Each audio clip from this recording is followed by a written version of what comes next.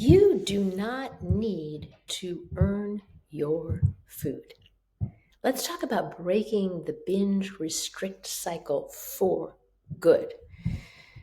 Stop earning your food.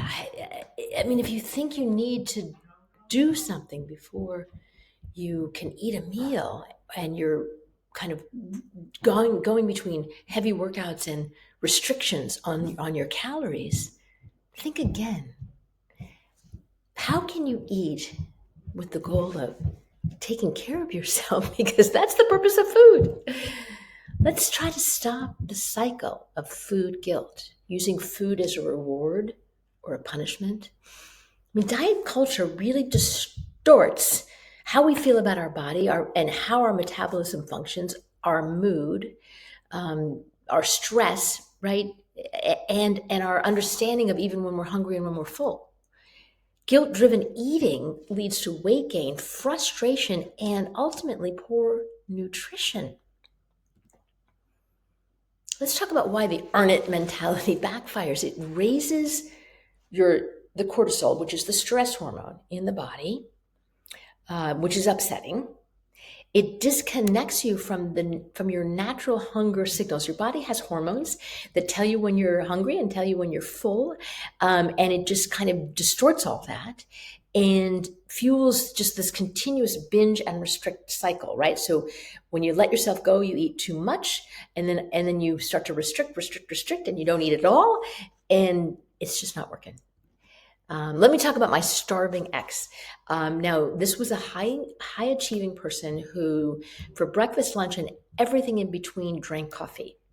So by dinner time, she would be ravenous, and then she'd end up snacking all night. She felt like she had to accomplish everything before she could eat anything.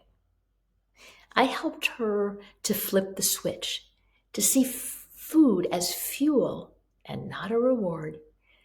We started with protein-packed breakfasts like spinach egg scrambles and helped her to discover that she did not have to deprive herself, but allow for consistent nourishment.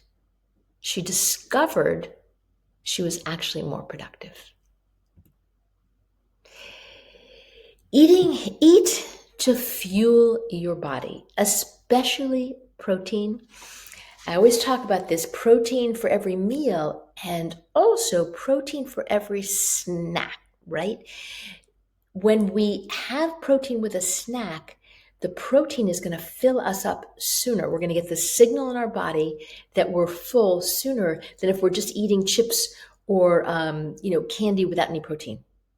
But there are no good and bad foods, right? So get away from those labels, right? You want some pizza, you want a glass of beer, have it, periodically when you want to have it, right? There's nothing bad.